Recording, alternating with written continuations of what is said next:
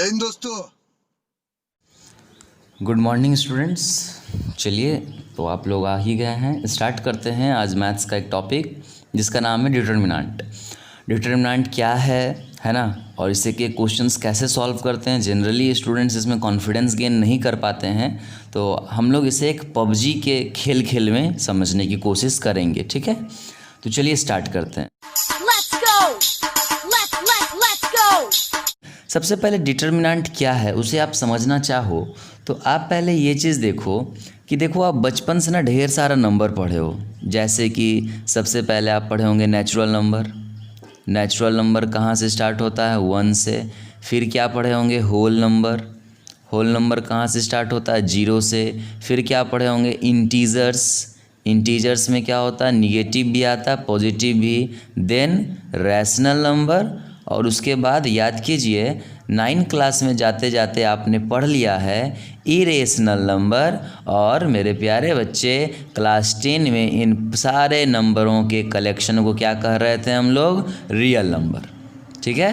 तो क्लास 10 तक जितना भी नंबर है उसको एक शब्द में कहेंगे तो उसको रियल नंबर कहेंगे। ओके बाबू, चलिए अब क्लास 11 में आओ। क्लास 11 में तुमने देखा होगा कॉम्प्लेक्स नंबर करके कुछ पढ़ा है। आप लोगों ने कॉम्प्लेक्स नंबर करके कुछ पढ़ा है। जस्ट सपोज कॉम्प्लेक्स नंबर को Z से डिनोट करते हैं, लिखते कैसे हैं? 2 + 3i। एक रियल पार्ट होता है, एक इमेजिनरी पार्ट होता है कि नहीं। इसी तरह से मेरे प्यारे बच्चे ढेर सारे नंबर होते हैं। तो कॉम्प्लेक्स नंबर आपके हो गए। एक और नंबर मैं बताता हूँ, वेक्टर। वेक्टर भी आप पढ़ोगे 12th के ऐसे 2 में, और आप ऐसे फिज़िक्स में पढ़े होंगे। वेक्टर भी जो होता है मेरे प्यारे स्टूडेंट, वेक्टर भी खुद एक प्रकार का नंबर ही होता है। वेक्टर भी खुद एक प्रकार का नंबर ही होता है। 2i cap + 3j cap + 4k cap, चाहे जो भी हो। तो प्यारे बच्चे तुम कॉम्प्लेक्स नंबर या वेक्टर जो भी तुम पढ़े होगे, ये सब समझ लो एक तरह से हायर सेकेंडरी नंबर है, 11th और 12th क्लास का नंबर है। तो आप लोग को पता है आप यहाँ पर क्या निकालते थे? z का कॉम्प्लेक्स नंबर का मॉड्यूलस फाइंड करते थे। आपको है पता? तो मॉड्यूलस कैसे फाइंड होता था? अंडर रूट रियल पार्ट का स्क्वायर प्लस इमेजिनरी पार्ट का स्क्वायर। तो कितना आ गया बाबू लोग? √2 का स्क्वायर 4, 3 का स्क्वायर 9, 4 9 13 आ गया। इसी प्रकार से अगर मैं इसका भी मॉड्यूलस निकालूं जिसे मैग्नीट्यूड कहते थे, तो ये कितना हो जाएगा? अंडर रूट i के आगे वाले का स्क्वायर प्लस j के आगे वाले का स्क्वायर। कितना आ गया? √13। तो आप लोग क्या देख रहे हो कि जो 11th स्टैंडर्ड का नंबर है कॉम्प्लेक्स नंबर, और ये जो 12th स्टैंडर्ड का नंबर वेक्टर्स, मेरे प्यारे स्टूडेंट ये सारे नंबर्स में हम लोग मॉड्यूलस फाइंड करते हैं, मैग्नीट्यूड फाइंड करते हैं, और वो किसी एक नंबर से, किसी एक रियल नंबर से कनेक्ट हो जाता है। आप ऐसा समझो, ये सब किस क्लास का नंबर है? 11th 12th क्लास का नंबर है। और जैसे ही हम लोग मॉड्यूलस मैग्नीट्यूड कुछ फाइंड करते हैं, वो तुरंत किसी एक नंबर से कनेक्ट हो जाता है। वो कौन सा नंबर से कनेक्ट हो जाता था? रियल नंबर से। आप समझ सकते हो कि डिटर्मिनेंट क्यों निकाला जाता है। तो आपने देखा किस नंबर से कनेक्ट हो गया? ये रियल नंबर से। इसी तरह से अब मेरे प्यारे बच्चे, अब मैं आप लोगों को बताता हूँ, आपने 12th क्लास में एक और नंबर पढ़ा है जिसका नाम है मैट्रिक्स। पढ़े हो तभी तो आप डिटर्मिनेंट पढ़ रहे हो। तो जिसका क्या नाम है? मैट्रिक्स। तो बाबू मैट्रिक्स कैसे लिखा जाता है? जस्ट सपोज करो कोई भी मैट्रिक्स इस प्रकार से लिखे जाते हैं, वहाँ पर ढेर सारे नंबर ऑफ रोज़ होते हैं और ढेर सारे नंबर ऑफ कॉलम होते हैं। तो कोई भी मैट्रिक्स इस प्रकार से लिखे जाते हैं। सबसे पहले मैट्रिक्स का बेसिक इंट्रोडक्शन दे दूँ आपको। मेरे प्यारे स्टूडेंट, इधर ये वाला इधर से काउंट करोगे मतलब हॉरिजॉन्टल, तो उसको रो कहते हैं, और ऐसे वर्टिकल काउंट करोगे उसको कॉलम कहते हैं। इसको रो कहते हैं और इसको कॉलम कहते हैं। ओके, और कोई भी मैट्रिक्स को उसके ऑर्डर से पहचाना जाता है। इसका ऑर्डर जैसे क्या है? 3 × 3 नहीं बोलना है, 3/3 मतलब 3 ठो रो है और 3 ठो कॉलम भी है इसमें, है कि नहीं। उसके बाद एक चीज़ और जानो, ये जितने भी एलिमेंट्स आपको नज़र आ रहे हैं एक मैट्रिक्स के अंदर में, हर एलिमेंट्स का अपना अपना एक पोजीशन है, एक जगह है। जैसे मेरे प्यारे बच्चे, ये फर्स्ट वाला एलिमेंट का पोजीशन है A11, 11 मतलब पहले रो फिर कॉलम, यानी first row first column. Next कौन हो जाएगा, A12, first row second column. इस तरह से A13। यहाँ कौन होगा, A21, second row first column. A22, A23, फिर 31, third row first column. A32, A33। इस प्रकार से एक मैट्रिक्स को कैसे लिखा जाता है और उसके हर एलिमेंट्स का एक नंबर होता है, जो कि मैंने आप लोगों को बता दिया। ओके मेरे प्यारे स्टूडेंट्स, तो अब हम लोगों को, जैसे हम लोगों ने कॉम्प्लेक्स नंबर में मॉड्यूलस निकाला था, जैसे हम लोगों ने वेक्टर में मैग्नीट्यूड निकाला, उसी प्रकार से ये जो मैट्रिक्स दिख रहा है इसे भी, अच्छा ये लोग निकल के क्या करते थे, मॉड्यूलस क्यों निकालते थे, मैग्नीट्यूड क्यों निकालते थे, ताकि हमारा कॉम्प्लेक्स नंबर किसी एक नंबर से कनेक्ट हो जाए, किसी एक नंबर से कनेक्ट हो जाए, किसी एक रियल नंबर से कनेक्ट हो जाए, वेक्टर किसी एक रियल नंबर से कनेक्ट हो जाए। उसी प्रकार से हम लोग किसी भी स्क्वायर मैट्रिक्स का, स्क्वायर मैट्रिक्स किसको कहते हैं, जिसका नंबर ऑफ रो और नंबर ऑफ कॉलम दोनों सेम होता है। नंबर ऑफ रोज और नंबर ऑफ कॉलम दोनों सेम होते हैं। तो किसी भी स्क्वायर मैट्रिक्स का मेरे प्यारे स्टूडेंट हम लोग क्या फाइंड करते हैं, डिटरमिनेंट। और डिटरमिनेंट भी हमारे इस इतने ऐसे वाले मैट्रिक्स को किसी एक नंबर से कनेक्ट करता है। तो एक MCQ क्वेश्चन भी पूछा गया था, क्या डिटरमिनेंट किसी स्क्वायर मैट्रिक्स को किसी नंबर से कनेक्ट करता है? हाँ जी, बिल्कुल किसी नंबर से कनेक्ट करता है। बट याद रखना, इन लोगों से उलट ये लोग सिर्फ एक रियल नंबर से कनेक्ट करेगा। और ध्यान दीजिएगा, सिर्फ एक रियल नंबर से कनेक्ट करेगा। बट हमारा जो मैट्रिक्स होता है ना, ये एक रियल नंबर से भी कनेक्ट कर सकता है और एक कॉम्प्लेक्स नंबर से भी कनेक्ट करता है। मतलब मैट्रिक्स का जो डिटरमिनेंट निकालोगे वो एक रियल नंबर भी आता है और कॉम्प्लेक्स नंबर भी आता है, दोनों आ सकते हैं। ओके चलिए ठीक है। कोई पूछोगे डिटरमिनेंट क्या कभी निगेटिव आता है? हाँ जी, डिटरमिनेंट निगेटिव आता है, लेकिन ये लोग निगेटिव नहीं आता है। तो आपको मैं सिर्फ एक अप्रोच दिया कि जैसे कॉम्प्लेक्स नंबर में काम करते थे, वेक्टर में काम करते थे, ठीक उसी प्रकार मैट्रिक्स के लिए भी उसी प्रकार का एक फंक्शन आया है, एक चीज़ आया है जिसे कहते हैं डिटरमिनेंट। तो चलिए अब हम लोग डिटरमिनेंट को पढ़ना स्टार्ट करें। आइए मेरे प्यारे बच्चे, तो डिटरमिनेंट को पढ़ने से पहले आप लोगों को सबसे पहले दो नाम जानना होगा। पहला नाम है माइनर और दूसरा नाम है कोफैक्टर। पहला क्या नाम है, माइनर, और दूसरा क्या नाम है, कोफैक्टर। चलिए तो देखो बच्चे लोग, माइनर किसको कहते हैं? सबसे पहले आप लोग माइनर सीखो। माइनर क्या है? देखो इस पे क्या उंगली ज़्यादा करना होता है, मतलब उंगली इधर उधर रख करके चेक करना है। तो चलिए सबसे पहले मान लो हम M11 निकाल रहे हैं, तो 11 का मतलब क्या समझा बच्चा? First row first column. तो सबसे पहले फर्स्ट रो पे उंगली रख दो ऐसे, फर्स्ट कॉलम पे उंगली रख दो ऐसे।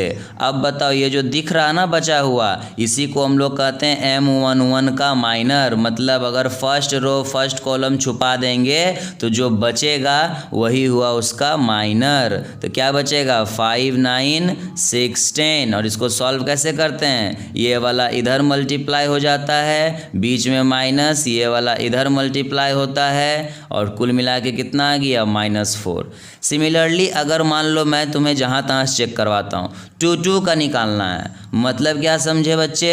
सेकेंड रो को पहले बंद करो और सेकेंड कॉलम को बंद करो, तो क्या बचेगा? 2 4, नीचे से 8 10। तो लिख दीजिए यहाँ पर मेरे प्यारे बच्चे 2 4 8 10, और यहाँ से फिर सॉल्व कर लीजिए। 2 10 जा 20, 8 4 जा 32, यानी -12। इस तरह से चलो एक और निकाल के देखते हैं। मान लो 3 1 निकाल रहे हैं, इसका क्या मतलब? थर्ड थर्ड रो को बंद करेंगे और फर्स्ट कॉलम को बंद करेंगे, तो ये जो बचा यही तुम्हारा माइनर हो गया। क्या बचा? 3 4 5 6, 6 3 जा 18 माइनस 5 4 जा 20 डेट इज -2। तो माइनर निकालने सीख गए बच्चे लोग। अब आप लोग को फैक्टर निकालने सीखिए। को फैक्टर कैसे निकलते हैं, चलिए। तो को फैक्टर के लिए एक फॉर्मूला होता है। क्या फॉर्मूला भैया को फैक्टर निकालने का? तो सुनिए क्या फॉर्मूला है। को फैक्टर का formula -1 to the power i plus j बगल में माइनर। मतलब को फैक्टर निकालने के लिए माइनर तो लग जाएगा बगल में, लेकिन पहले क्या लगेगा? -1 में पावर लगेगा।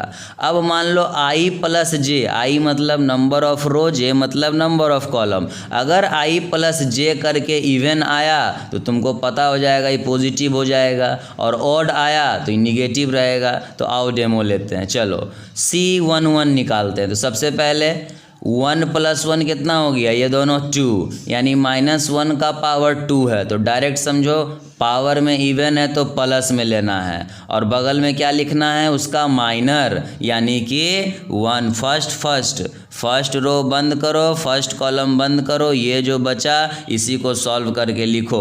तो एक बार अच्छा से बता दे रहे हैं, -1 का पावर i प्लस जे मतलब 1 + 1, और बगल में उसका माइनर, यानी फर्स्ट रो बंद फर्स्ट कॉलम बंद, डेट इज 5 6 9 10। इसे आप लोग सॉल्व कर लो, यही हुआ को फैक्टर। तो कितना आ जाएगा? पावर में 2 डेट मीन्स प्लस, और इसे सॉल्व करके अभी भी लाए थे -4। इस तरह से मान लो हम C23 निकालेंगे। अब डायरेक्ट सीखो। सबसे पहले 2 + 3 कितना हो गया? 5 मतलब पावर में ऑड है, यानी कि माइनस का साइन रह जाएगा। और अब 2 3 का माइनर लिखो। 2 मतलब सेकेंड रो बंद, 3 मतलब थर्ड कॉलम बंद। कितना बचा? 2 3 8 9। तो यहाँ पर आप लिख दीजिए 2 3 8 9। सॉल्व कर लीजिए। 9 2 जा 18, 8 3 जा 24, and the final answer is 6। तो समझ में आ गया माइनर कैसे निकलता और को फैक्टर। तो चलो अब डिटर्मिनांट निकालने सिखाएं कि किसी भी मैट्रिक्स का डिटर्मिनांट कैसे निकलता है। मैट्रिक्स सही है। तो मेरे प्यारे बच्चे, डिटर्मिनांट जो फाइंड करते हैं हम लोग, ये डिटर्मिनांट किसी भी रो और किसी भी कॉलम से फाइंड किया जा सकता है। मतलब आप फर्स्ट रो से भी मैट्रिक्स को खोल सकते हैं, सेकेंड रो से, थर्ड रो से, first column, second column, third column, किसी भी रो या किसी भी कॉलम से खोल सकते हैं। तो चलो मैं तुम्हें कहाँ से सिखा दूँ? पहले फर्स्ट रो से सिखाता हूँ। तो चलिए हम लोग एक्सपेंडिंग कर रहे हैं, एक्सपेंडिंग बाय फर्स्ट रो। तो आइए मेरे प्यारे बच्चे, सबसे पहले क्या करना है, ध्यान दो। ये जो मैट्रिक्स है इसका कुछ साइन होता है। पहला प्लस होता है, फिर अल्टरनेट प्लस माइनस प्लस, फिर माइनस प्लस माइनस, फिर यहाँ पे प्लस माइनस प्लस। अब आप पूछोगे साइन आया कहाँ से? ये जो कोफैक्टर का पहला वाला टर्म है ना, कोफैक्टर का पहला टर्म -1 का पावर i प्लस जे, वहीं से साइन लिखाया। जैसे इसका, इस घर का क्या नाम है याद है? A11। मतलब इसका माथा में जाके 1 + 1 कर दो 2, पावर इवन है यानी प्लस हो जाएगा। इस घर का क्या नाम है? 1 2, तो पावर में लिख लो 1 + 2 यानी कि ऑड, या और पावर यहाँ पर माइनस हो जाएगा। मतलब ये आया कहाँ से? तो कोफैक्टर का जो फर्स्ट वाला टर्म है उस पर हम हर घर का नंबर पुट किए। कौन सा नंबर? उसका जो घर का नंबर होता है, कितना नंबर रो और कितना नंबर कॉलम है, तो उसको पुट करके लिया जाता है। याद रखना, और ऐसे आपको डायरेक्ट याद रखना है। तो मान लो बच्चे हम फर्स्ट रो से खोल रहे हैं, तो सबसे पहले हम कैसे खोलेंगे? ध्यान दीजिए, डिटर्मिनेंट का साइन ऐसे होता है, ठीक है। बट फर्क को समझिएगा, मॉड्यूलस का भी ऐसा साइन है, मैग्नीट्यूड का भी ऐसा साइन है वेक्टर में, बट वो कभी निगेटिव नहीं देगा। डिटर्मिनेंट निगेटिव भी आंसर दे सकता है, रियल नंबर में भी आंसर आता है, और कॉम्प्लेक्स नंबर में भी आंसर आता है। तो बच्चे कैसे खोलते हैं देखो, अगर फर्स्ट रो से खोल रहे हैं, सबसे पहले फर्स्ट वाला नंबर लिखो 2, ध्यान से देखते रहना। अब 2 को लिखे हो तो 2 का रो को बंद करो और 2 का कॉलम को बंद करो। ध्यान से देखो, 2 का रो को बंद करो और 2 का कॉलम को बंद करो, जो बचा उसको छाप दो। धीरे धीरे आप लोग को डायरेक्ट भी करना होगा, डायरेक्ट इसको मल्टीप्लाई करके लिखना होगा, ठीक है। अभी शुरुआत है इसीलिए लिख दे रहे हैं ऐसे। अब अगला घर लिखो, लेकिन इस घर का साइन देख रहे हो बच्चे क्या है, -3। तो चलो अब उसको छुपा दो, 3 जहाँ भी उसको छुपाओ, रो बंद हो गया, कॉलम बंद हो गया, क्या बचा -1 6 8 10। तो लिख दीजिए यहाँ पे -1 6 8 10। इस प्रकार से लास्ट घर कितना है बच्चे लोग, तो 4 है।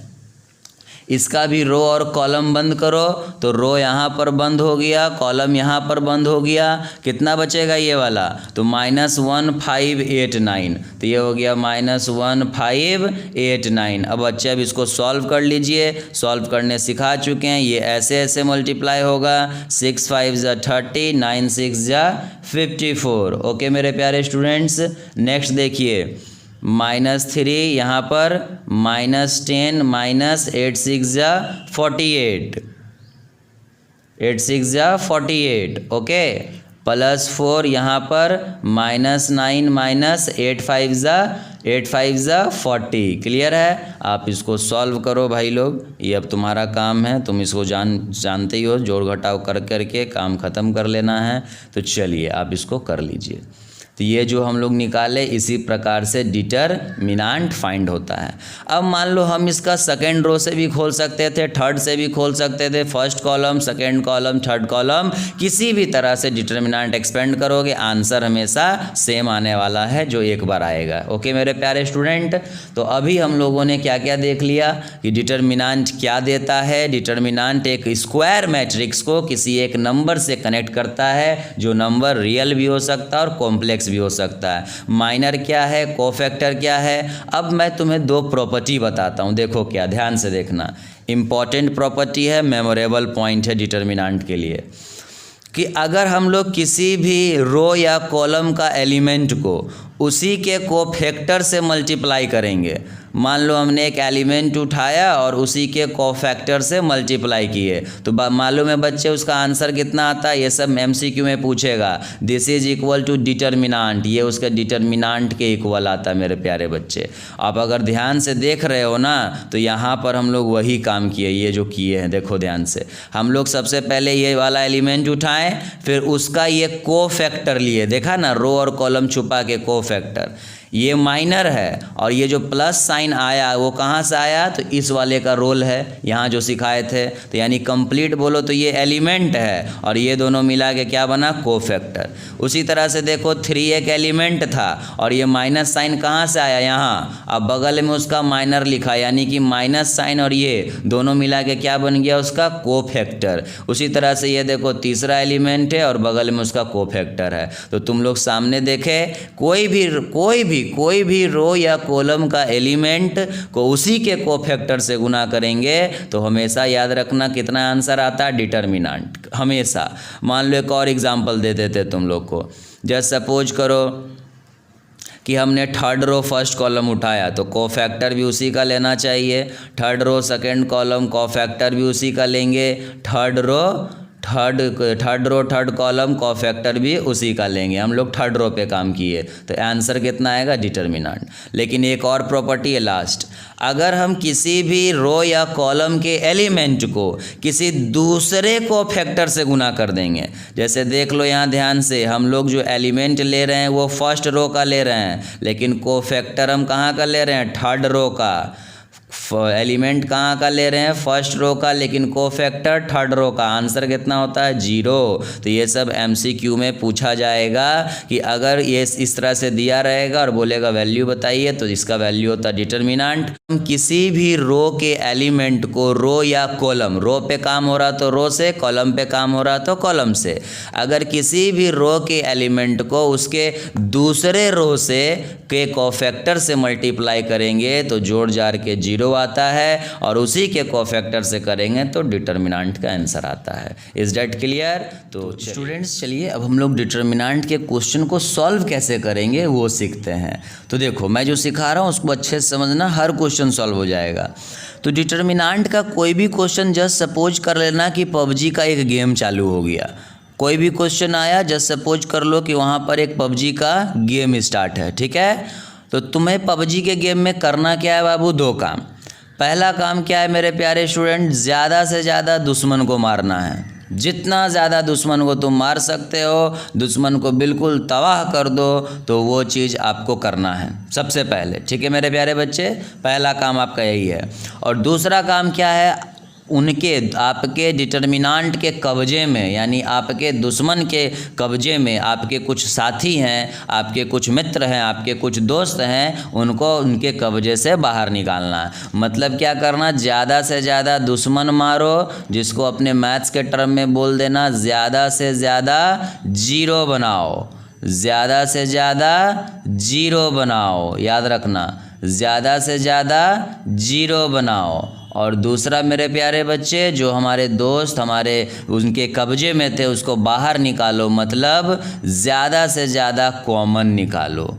यही 2 रूल पर आपको काम करना है, ज़्यादा से ज़्यादा कॉमन निकालो। ठीक है बच्चे लोग, कॉमन निकालो वहाँ से। तो यही 2 काम करना, ज़्यादा से ज़्यादा दुश्मन मारो मतलब जीरो बनाओ, ज़्यादा से ज़्यादा कॉमन निकालो मतलब अपने दोस्त को कब्जे से बाहर करवाओ। तो बच्चे लोग चलिए स्टार्ट करें पबजी। मैं मालूम है तो सुन।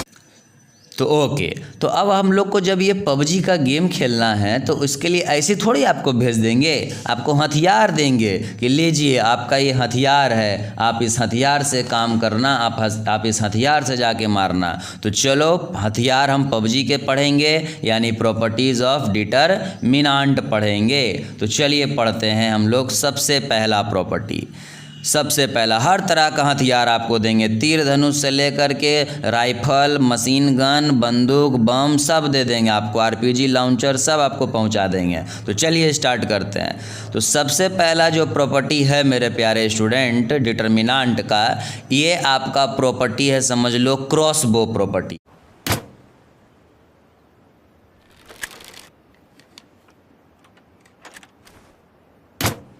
तो इस प्रॉपर्टी में होगा क्या मेरे प्यारे स्टूडेंट, ये क्रॉसबो प्रॉपर्टी क्यों कह रहे हैं, क्योंकि ये तीर धनुष है। हम तीर धनुष का इस्तेमाल बहुत कम करेंगे, है कि नहीं मेरे प्यारे बच्चे। तो यानी ये जो प्रॉपर्टी है इसका इस्तेमाल बहुत कम होता है। तो इस प्रॉपर्टी में कहा क्या जा रहा कि डिटरमिनेंट की value remains unchanged. Just suppose करो कि मान लो यहाँ पर एक डिटरमिनेंट है, जस्ट डिटरमिनेंट को डेल्टा से भी डिनोट करते हैं। जस्ट सपोज करो कि यहाँ पर एक डिटरमिनेंट है, तो इस डिटरमिनेंट की जो भी वैल्यू आएगी, ये डिटरमिनेंट की जो भी वैल्यू आएगी, अगर हम इसका ट्रांसपोज कर देंगे, मैट्रिक्स में याद है पढ़े थे, रो को कॉलम में बदल देना। अगर हम इस डिटरमिनेंट के सारे रो को, जितना भी रो है सबको एक कॉलम में ले आएंगे। वो नोकिया मोबाइल में सांप वाला गेम खेला है, ये रो ऐसे जा रहा था, बटन टिप दो नीचे का तो रो कहाँ सड़क गया, कॉलम में सड़क गया। तो इसी को कहते हैं ट्रांसपोज करना, मैट्रिक्स में पढ़े होगे। ये देखो रो ऐसे जा रहा, बटन टिप दो तो नीचे सड़क गया। तो अगर हम सारे जितने भी यहाँ रोज हैं, इन सारे रो को अगर कॉलम में कन्वर्ट कर देंगे तो डिटरमिनेंट की वैल्यू रिमेन्स अनचेंज्ड, मतलब डिटरमिनेंट की वैल्यू चेंज नहीं होती है। ये हुआ आपका पहला हथियार। यानी कभी किसी भी क्वेश्चन में वैसा ज़रूरत पड़ा तो आप सारे रो को कॉलम में कन्वर्ट कर देना, तो उससे कोई फ़र्क नहीं पड़ेगा, डिटरमिनेंट की वैल्यू चेंज नहीं होगी। नेक्स्ट प्रॉपर्टी में देखिए, अब सेकेंड प्रॉपर्टी आपका कौन सा प्रॉपर्टी है, तो सेकेंड प्रॉपर्टी है रिवॉल्वर। यानी थोड़ा धीरे धीरे बढ़ेंगे, एडवांस होंगे ना। रिवॉल्वर यानी कि पहले तो ये प्रॉपर्टी को हम क्रॉसबो क्यों बोले थे, क्योंकि कम यूज है। ये रिवॉल्वर है मतलब थोड़ा उससे ज़्यादा यूज है, ठीक है। तो रिवॉल्वर MK6 है हमारा ये पबजी से, ठीक है। तो इसका यूज कैसे करेंगे, क्या कहता है, तो देखिए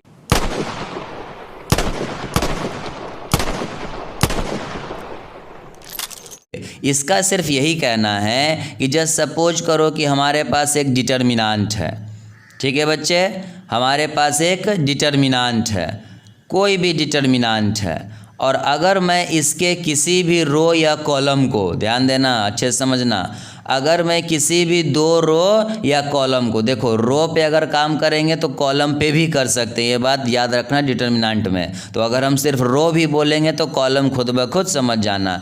अगर हम किसी भी दो रो को या दो कॉलम को अदला बदली कर देंगे तो डिटर्मिनेंट का वैल्यू में माइनस साइन का चेंज आ जाता। मतलब मेरे प्यारे बच्चे, अगर हम लोग मान लो ऐसा कर दिए, देखो ये सब ऑपरेशन सीखो, R1 इंटरचेंज इनटू R2, मतलब हम लोग क्या किए मेरे प्यारे बच्चे, हम लोग क्या किए, तो हम लोगों ने इस डिटर्मिनेंट में R1 को, ये जो R1 है इसको R2 के साथ इंटरचेंज किए, अदला बदली किए। मतलब R2 चला जाएगा R1 के घर में और R1 आ जाएगा R2 के घर में। तो इस काम को करने का क्या आपको आज़ादी है डिटर्मिनेंट में? नहीं, क्योंकि ऐसा करने से आपका साइन चेंज हो जाता है। इसीलिए बैलेंस में रखने के लिए आपको एक माइनस साइन लगाना होगा। मतलब अगर ये डिटर्मिनेंट प्लस है, ठीक है, तो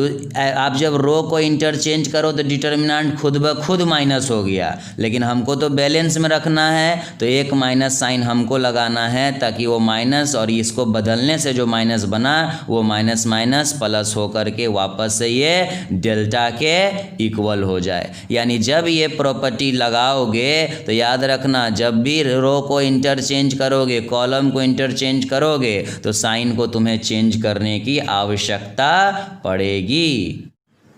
तो अभी तक हम लोग क्या किए, शॉर्ट रेंज देख रहे थे, शॉर्ट रेंज पर कैसे फायरिंग करेंगे। अब थोड़ा मीडियम रेंज पे देखेंगे। तो हम लोग आते हैं प्रॉपर्टी नंबर 3 के तरफ। ओके मेरे बच्चे, प्रॉपर्टी नंबर 3 क्या है? 12G ऑटो, ये आपके गन का नाम हुआ। तो देखिए बच्चे, प्रॉपर्टी 3 क्या कहता है, ये थोड़ा इन लोगों से ज़्यादा यूज होगा इसलिए मीडियम रेंज में रखें इसको। तो प्रॉपर्टी 3 कहता है, मान लो किसी भी डिटर्मिनेंट का, जस्ट सपोज करो किसी भी डिटर्मिनेंट का कोई भी एक ठो रो या फिर कॉलम, कन्फ्यूज बार बार मत हो, रो बोले तो कॉलम भी बोलेंगे, किसी भी डिटर्मिनेंट का कोई भी एक रो या कॉलम में अगर हर एलिमेंट में एक, दो या दो से ज़्यादा आदमी होगा, जैसे डेमो देते हैं तुमको, देखो मान लो ये हो गया अल्फ़ा प्लस बीटा, ये हो गया गामा प्लस डेल्टा, ये हो गया तुम्हारा, चलो ले लेते हैं कोई भी डाटा ले लो यार, अल्फ़ा प्लस डेल्टा, यहाँ पर ए है, यहाँ पर बी है, यहाँ पर सी है, यहाँ पर 2 है, यहाँ पर 3 है, यहाँ पर 4 है। तो आप अगर ध्यान से देखो, इस डिटर्मिनेंट का क्या कोई एक रो या कॉलम में ऐसा हुआ कि हर एलिमेंट में दो इंसान मिले, या 2 से ज़्यादा होगा तो 3 मिल जाएंगे, ऐसा हुआ इसमें? बिल्कुल हुआ है। तो हम इसमें क्या कर सकते हैं, इस डिटर्मिनेंट को 2 अगर टुकड़ा यहाँ बटा हुआ है तो इसको 2 टुकड़ा में बांट सकते हैं मेरे प्यारे बच्चे, जिसमें से पहला टुकड़ा में फर्स्ट वाला सारा लिख देंगे, अल्फ़ा गामा अल्फ़ा ये सब सेम टू सेम, और दूसरा टुकड़ा में सेकेंड वाला लिख देंगे, बीटा डेल्टा डेल्टा और ये सब सेकेंड सेम टू सेम। अगर मान लो इसमें हर एलिमेंट में 3 टो होता तो क्या करते, ये 3 टुकड़ा में हो जाता। तो अच्छा, एक कन्फ्यूज़न यहाँ हो जाता, मिसकंसेप्शन लोगों से, कि अगर मैं तुमसे चलो पूछता हूँ कि मान लो मैं तुम्हें ऐसा देता, जस्ट सपोज करो मैं तुम्हें ऐसा देता, तो क्या तुम लोग भी यहाँ पर तोड़ देते क्या, ये प्रॉपर्टी लगा लेते क्या? ये बताओ पहले आप मुझे। क्या मैं इसे ऐसा देता तो तुम लोग बोलते हैं कि भैया देखिए 2 टर्म है, फिर 2 बार तोड़ेंगे? बिल्कुल नहीं बोल सकते हो। क्यों? क्योंकि ऐसा कहाँ होना चाहिए, किसी एक रो में या फिर किसी एक कॉलम में। ये ना तो ये रो है बच्चा, ना ये कॉलम है। तो हम लोगों ने तीसरा प्रॉपर्टी भी देख लिया।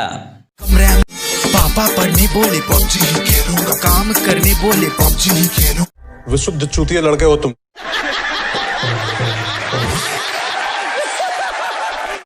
अब जो हमारा नेक्स्ट प्रॉपर्टी 4 है, प्रॉपर्टी नंबर 4 जो होगा मेरे प्यारे स्टूडेंट, ये मशीन गन है, MG34 है। मतलब मशीन गन बोल दिए, मतलब कि ये सबसे ज़्यादा यूज होने वाला प्रॉपर्टी है, यानी ऐसा कोई क्वेश्चन नहीं होगा जिसमें ये यूज ना हो। तो चलिए मशीन गन को देखते हैं।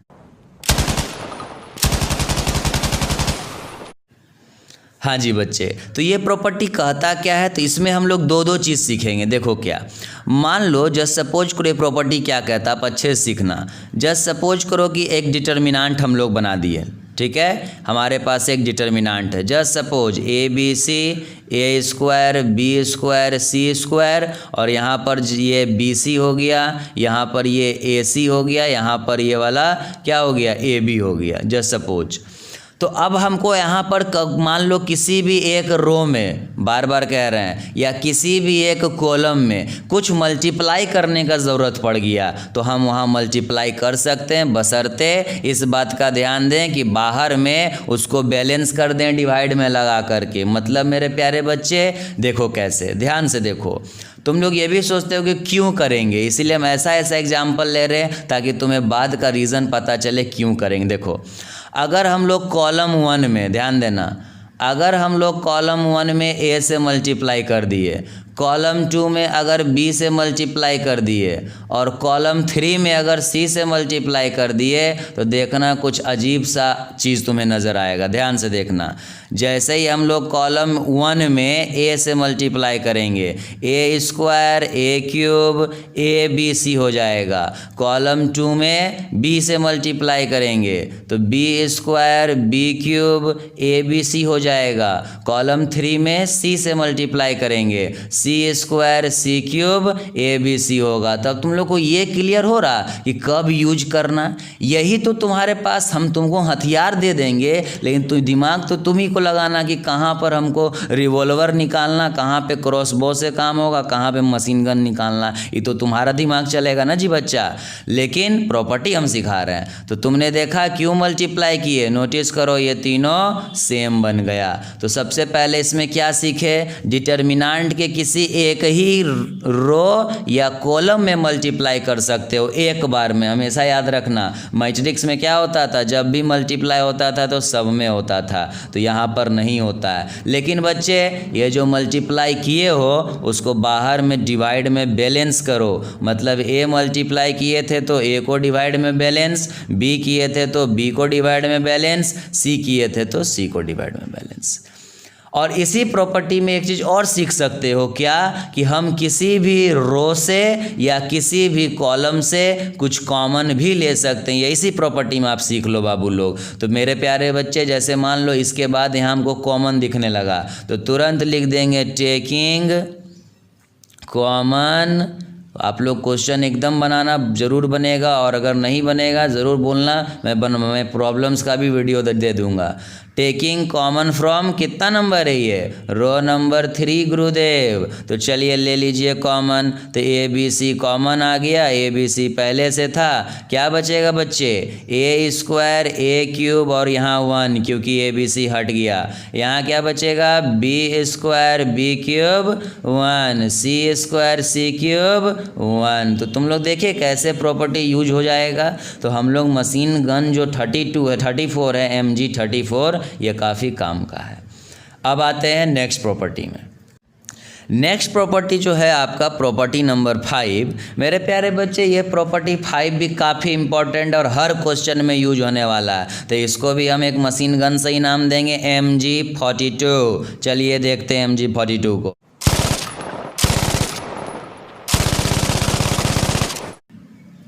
तो हाँ जी स्टूडेंट, तो क्या कहता है हमारा ये वाला प्रॉपर्टी, आइए सीखे। सबसे इम्पोर्टेंट और धाकर प्रॉपर्टी है।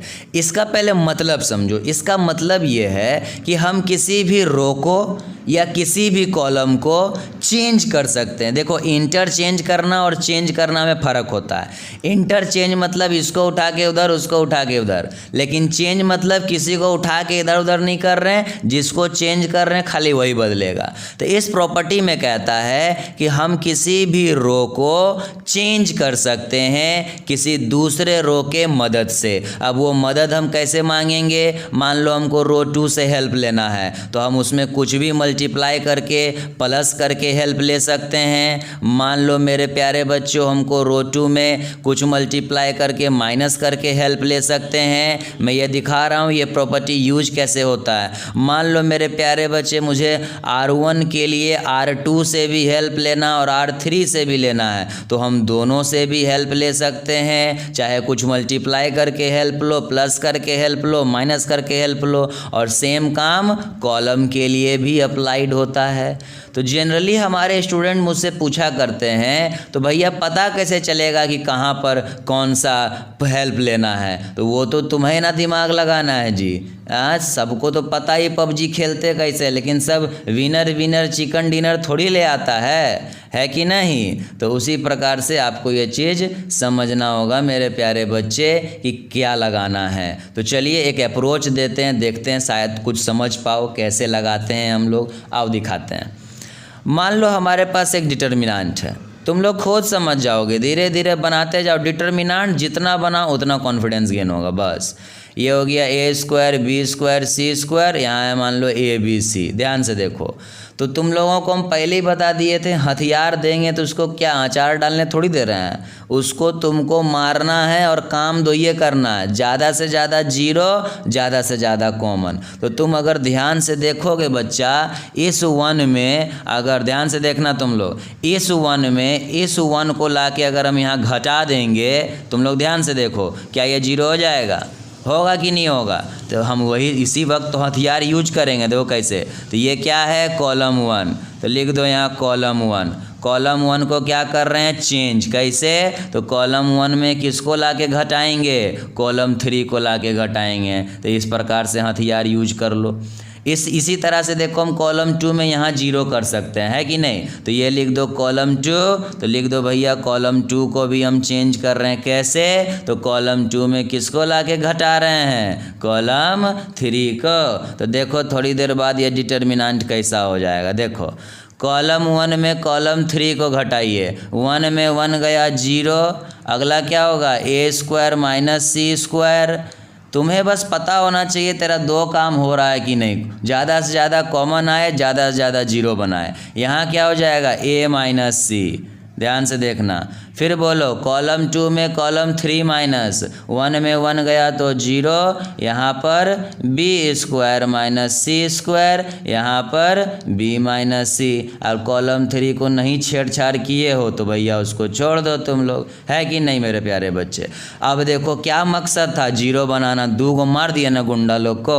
अब देखो मेरा 2 मेरा दोस्त भी बाहर आएगा। कैसे? ये सब जब क्वेश्चन बनाओगे यूज करना। देखो इस लाइन में ध्यान से देखो A - C कॉमन आ रहा, यहाँ A - C है, तुम लोग को पता होगा A² - C² में भी A - C होता है, और 0 के पास तो सभी कुछ होता है। तो यहाँ से अगला स्टेप में हम A - C कॉमन लेंगे, मतलब मेरा एगो दोस्त बाहर आएगा।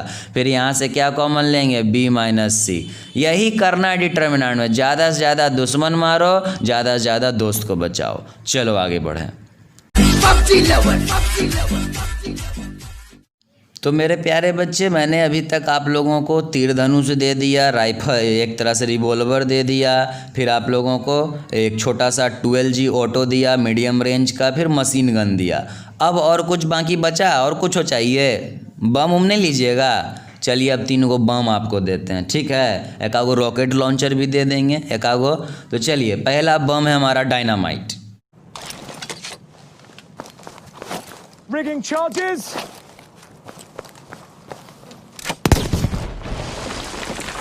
इन तीनों प्रॉपर्टी में बम को क्यों डालेंगे? क्योंकि मेरे बच्चे ये तीनों प्रॉपर्टी एक के बार में बर्बाद कर देगा डिटर्मिनेंट को, मतलब पूरे सफा चट कर देगा, 0 बना देगा। तो चलिए देखिए प्रॉपर्टी 6 क्या कहता है। प्रॉपर्टी 6 कहता है अगर किसी डिटर्मिनेंट का कोई भी 2 ठो रो या कोई भी 2 ठो कॉलम आइडेंटिकल हो जाए, क्या हो जाए मेरे प्यारे बच्चों? आइडेंटिकल हो जाए। आइडेंटिकल मतलब होता है सेम टू सेम। तो उस डिटर्मिनेंट का कितना वैल्यू हो जाता है? 0 है। टल्ले एक के बार में बम फोड़ दिए, मारिए दिए डिटर्मिनेंट को। देखा? चलो नेक्स्ट प्रॉपर्टी में आओ। अगला बम लो जी, अगला बम बोलो, बम लगाओ दम। चलो तो 7 प्रॉपर्टी। अगला बम का नाम क्या है? तो ये माइंस बम है। क्या नाम है इसका? AT mines.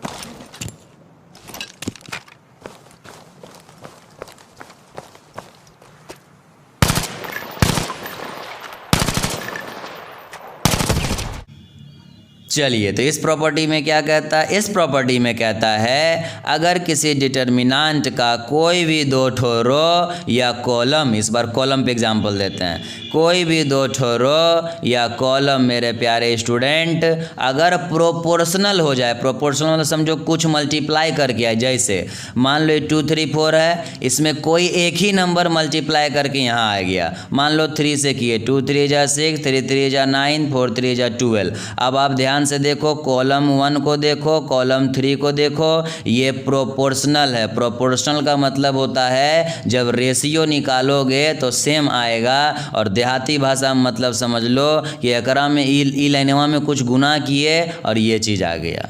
तो क्लियर है बाबू? तो ये जो बम है माइंस वाला, सीधे मार के बोले एक के बार में फोड़िए दबो, ख़त्म कर दिया। और अब बच्चे लास्ट आया हमारा, लास्ट प्रॉपर्टी। जब दुश्मन ज़्यादा तेज बने ना, उसको ये प्रॉपर्टी दिखाना, बोलना बेटा मारिए दबो। तो चलिए आइए, तो 8 नंबर प्रॉपर्टी और लास्ट, इस बार आपको क्या देते हैं? रॉकेट लॉन्चर देते हैं। इसका नाम है RPG लॉन्चर।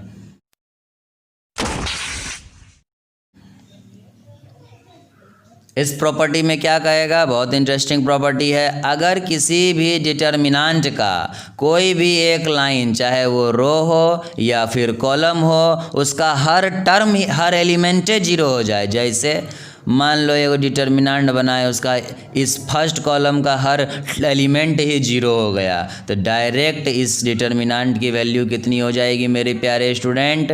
डायरेक्ट इस डिटर्मिनेंट की वैल्यू हो जाएगी 0। यानी अगर किसी भी रो या किसी भी कॉलम में कहीं भी अगर हर एलिमेंट 0 होगा तो डिटर्मिनेंट की वैल्यू 0 हो जाएगी। तो आप लोग देख लिए, ये आप लोगों को टोटल 8 हथियार है, एकदम टोट परो डिटर्मिनेंट के क्वेश्चन में। अब प्रॉब्लम आए तो कमेंट में बताओ, आगे हम प्रॉब्लम्स ही बता देंगे। ठीक है, चलिए जी, बाय बाय।